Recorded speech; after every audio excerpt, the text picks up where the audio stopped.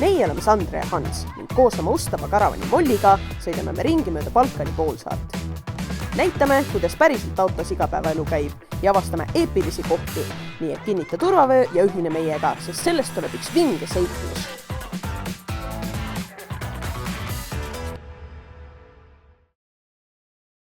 Millega algab üks täiesti tavaline hommik Albaanias. Tere! Mis te teete siin? Tahad sisse tulla või? Äkki pakun teed ka või midagi? Sina uhkusid mingi pool ööd, nii et ei saa. Aga kuskil 5-6 ajal ja üritasime uuesti magama minna, siis üks koer aukus. Kas ta oli see koer või oli see mingi teine koer? Ei tea. Need meie kõrval vänni tüübid, nad ütlesid, et see augub kogu aeg kõigi peale. Eile siis siia jõudes. Märk näitab täpselt sinna, kuhu me lähme, et seal on siis kuumavallikad. Tee oli täpselt siuke. Ja Sandra ütles, et sinna me ei lähe. See nägi 5 kord hullem välja pimendus. See nägi ja pimendus nägi hullem välja. Ja siis me keerasime teistpidi ja vaatasime, et seal on ühed T3 omanikud pargivad. Siis me läksime juurde küsima, et kas siia mahub üks T3 veel ära. Nad ütles, et muidugi mahub. Ja nüüd me oleme hommikul jutustanud nendega. Nemad on siis Šveitsist pärit ja peaaegu aasta aega siis reisinud juba.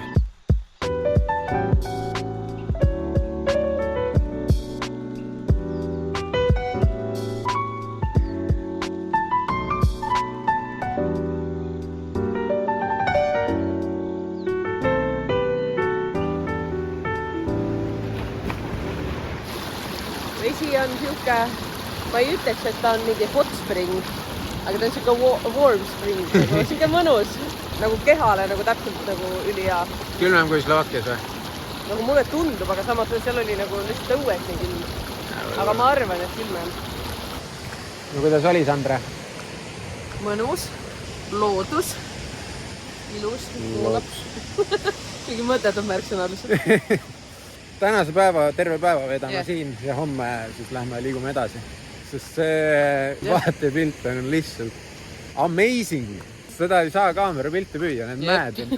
See mägi on lihtsalt nii kõrgena, sa ei kujuta ette lihtsalt. Seal on see pisike mägi läheb, eks ju.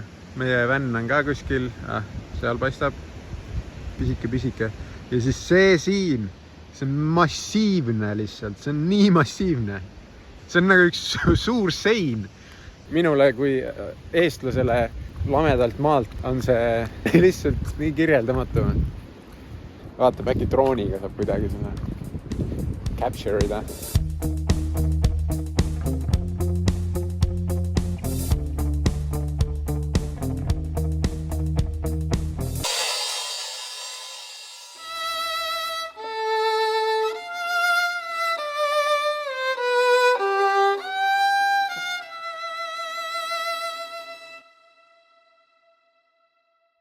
Sain vist väga suure sitaga hakkama.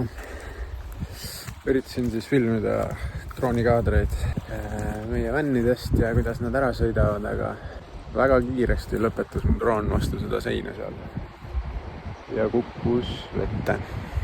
Droon ise tundus nagu väljaspoolt nagu terve, aga ma ei tea, kui hästi ta veele vastu peab. Võtsin akud kohe tagant ära, kui ma selle kätte sain. Ja nüüd kuivetame, aga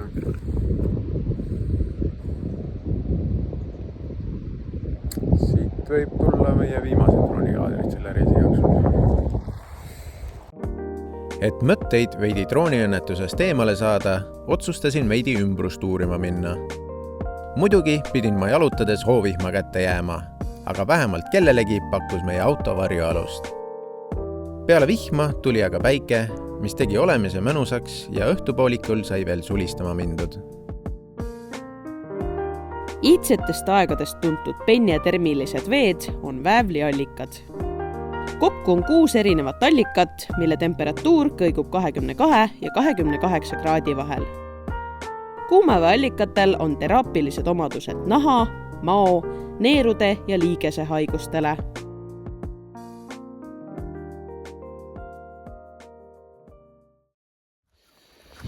Hommik. Eile jäime õhtul väga vara magama, liiga vara, väga imelik. See-eest täna ärkasime väga vara ülesse ja mul on võimalus kogeda sükest hetke, kus päike hakkab nüüd täpselt selle mäe peale paistma, et juba ta vaikselt hakkab paistma. Ma üritan seda kuidagi pildi peale saada. Selles suhtes ega ma mingi megakõva fotograaf ei ole. Aga alati on tore katsetada ja proovida uusi asju. No, äkki midagi saab.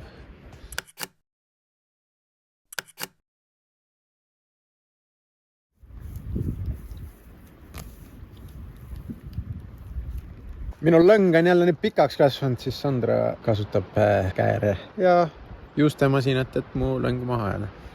Mõtleme nüüd, kuidas me seda teeme. Nii ma arvan. Kaameraga. On parem või? Kuna pesemisvõimalusi siin tasuta ei ole, siis me lähme jõkke pesema ennast. Täiesti normaalne. Täiesti normaalne. Aga jõevesi oli soe, selle natukene. Võib-olla mitte mingi megakuum, aga ikka minna.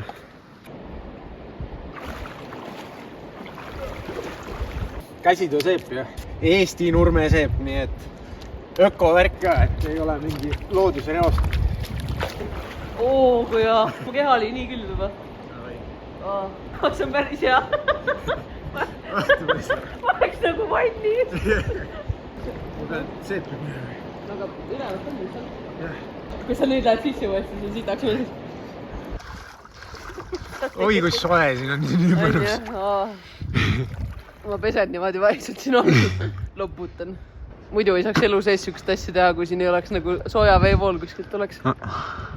Vot, nii et inimesed, kes on mõtlenud, et võiks vanlife'i teha hästi tore ja lõbus, siis teate, et peate arvestama sihukeste olukordadega. On küll tore ja lõbus. Tegelikult on lõbus, fun. Aga see ei ole nagu see asi, mille peale sa tuled, kui sa mõtled, et läheks teeks vanlife'i. Ja kui sa nagu oled nõus igal pool maksma ööbimise eest ja duši eest, siis anna minna. No duši ei ole ju mitte kuskil mujal. No praegu küll, jah. Sa pead võtma hotellitoe, et duši või siis kämpima minema, mis maksab sama palju kui hotellituba. Siis teine variant on siin. Ma ei tea, kas sa viskad minuni välja. Muidugi viskad. Ei viskanudki.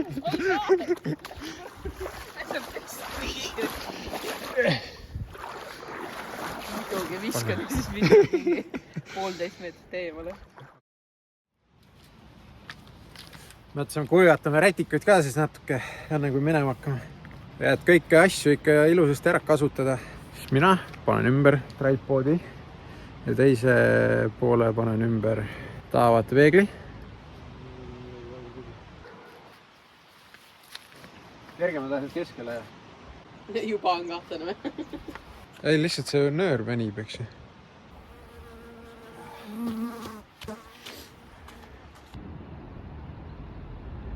Teed ka saab? Mis sa teed, siis saab. Okei, ma teen siis. Vesi hakkab otsa korrale saama ja no, see tähendab, et me peame täna ära ka minema. Muidu tead, oleks võib-olla veel siin pikutanud ja chillinud.